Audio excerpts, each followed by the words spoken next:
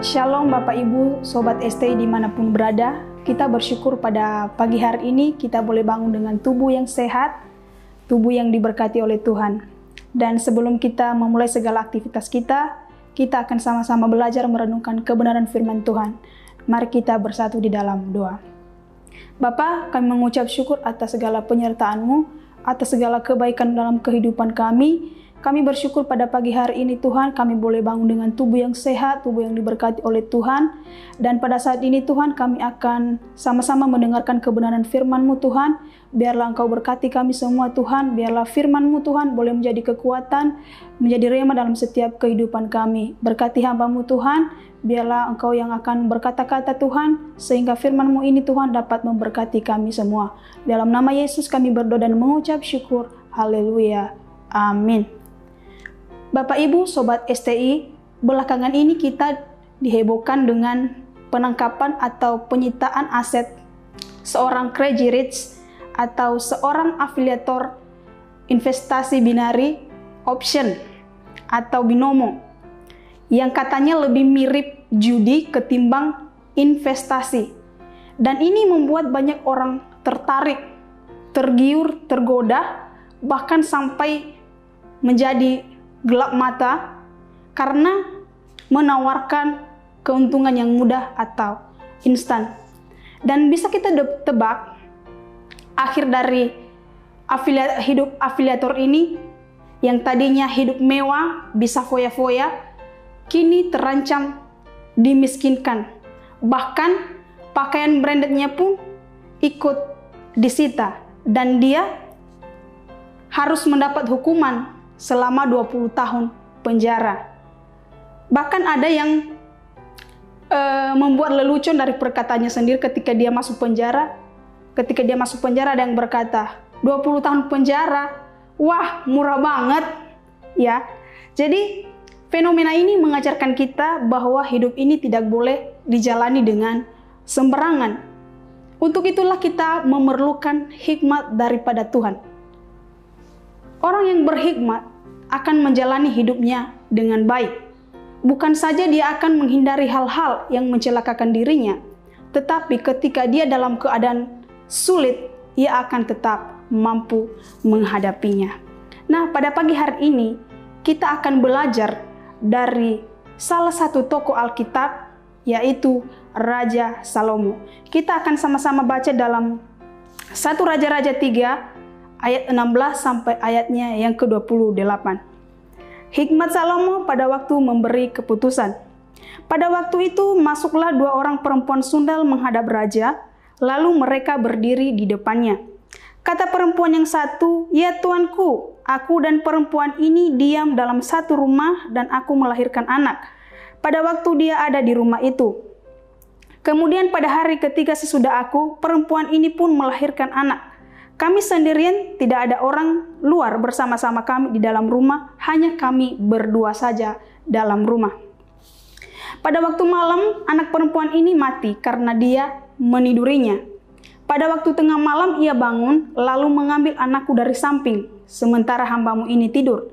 Dibaringkannya lah anakku di pangkuannya, sedangkan anaknya yang mati itu dibaringkannya di pangkuanku.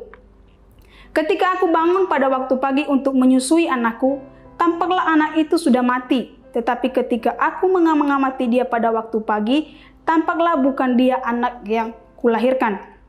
Kata perempuan yang lain itu, bukan, anakkulah yang hidup dan anakmulah yang mati.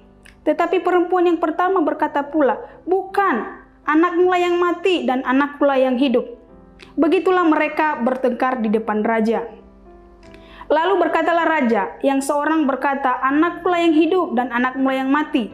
Yang lain berkata, bukan, anakmulah yang mati dan anakmulah yang hidup. Sesudah itu raja berkata, ambillah aku pedang. Lalu dibawalah pedang di depan raja. Kata raja, penggalah anak yang hidup itu menjadi 2, dan berikanlah setengah kepada yang satu dan setengah lagi kepada yang lain. Maka kata perempuan yang mempunyai anak yang hidup itu kepada raja, sebab timbullah belas kasihannya terhadap anaknya itu, katanya, ya tuanku, berikanlah kepadanya bayi yang hidup itu, jangan sekali-kali membunuh dia. Tetapi yang lain berkata, supaya jangan untukku ataupun untukmu, penggalah, Tetapi raja menjawab katanya, berikanlah kepadanya bayi yang hidup itu. Janganlah sekali-kali membunuh dia. Dia itulah ibunya. Ketika seluruh orang Israel mendengar keputusan hukum yang diberikan raja, maka takutlah mereka kepada raja, sebab mereka melihat bahwa hikmat daripada Allah adalah hatinya untuk melakukan keadilan.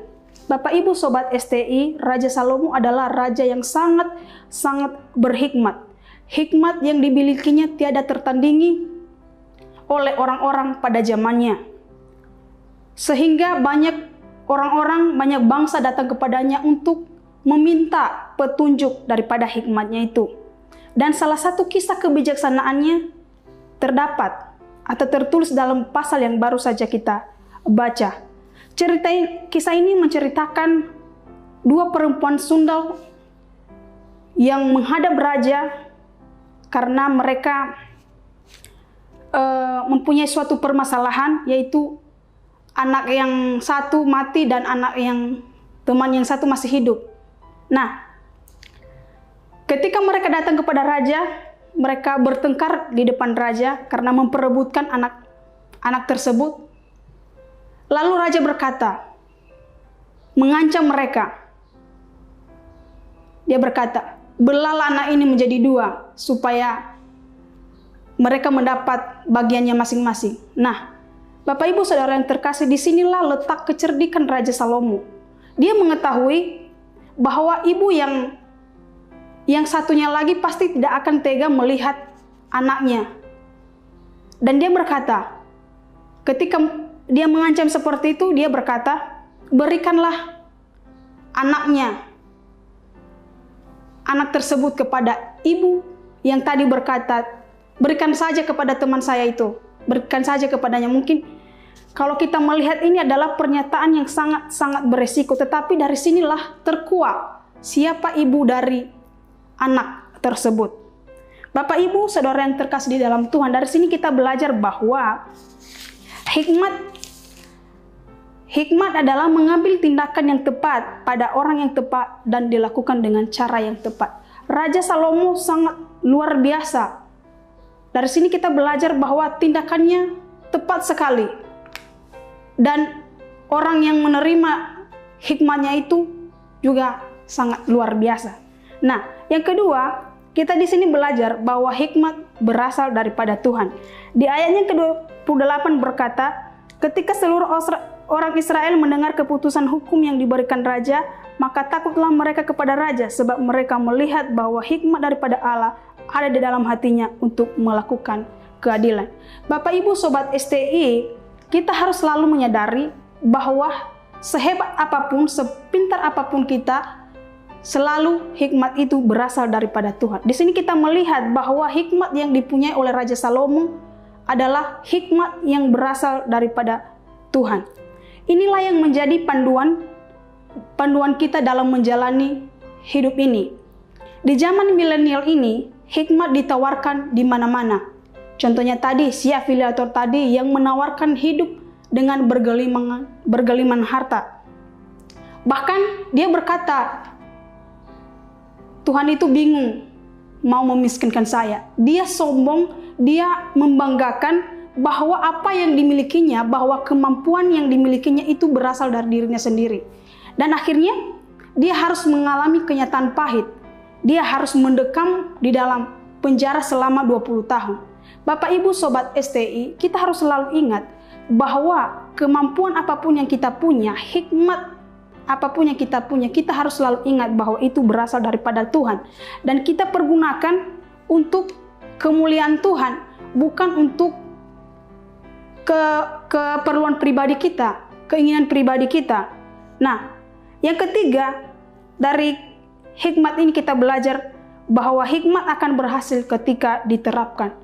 Bapak Ibu Saudara yang terkasih di dalam Tuhan, sehebat apapun juga, sepintar apapun juga kita, ketika kita tidak memakai itu, ketika kita tidak menerapkan itu, semuanya juga sia-sia. Bapak Ibu Sobat STI, Salomo memang mempunyai hikmat, memiliki hikmat, tetapi dia tidak sepenuhnya hidup berdasar hikmat tersebut. Jadi Bapak Ibu Sobat STI, pada pagi hari ini, kita harus selalu mengingatkan diri kita bahwa Ketika kita punya kelebihan, punya sesuatu yang luar biasa yang Tuhan percayakan dalam hidup kita, marilah kita pergunakan, terapkan, ataupun kita pakai untuk membangun, untuk menolong, bahkan untuk memulihkan orang-orang yang ada di sekeliling kita. Bapak Ibu, Sobat STI, hikmat Tuhan tidak selalu memberikan keuntungan duniawi, tetapi yakinlah itu adalah satu-satunya jalan hidup yang menguntungkan kita dan menuntun kita untuk hidup yang lebih baik. Demikianlah firman Tuhan. Salam 1-1, Tuhan Yesus memberkati.